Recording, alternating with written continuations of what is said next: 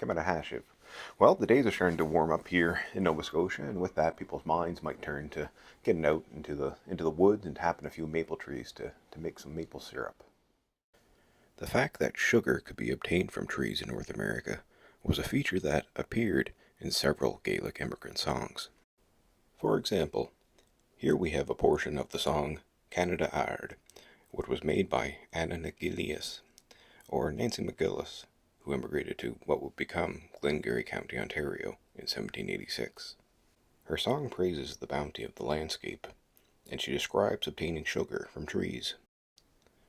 Sugar shall be gotten from a tree, only the tap in its side, and that won't damage any of its branches. Aunzachaya, in the forest. Maple Jeddock, red maple. Craoibh, lungwort.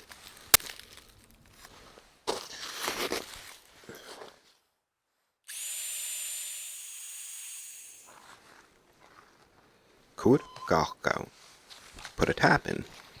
Fi bucket, get a bucket. Sùgh, sap. And that's how you tap a maple tree. He she na rishiv. Craoibh.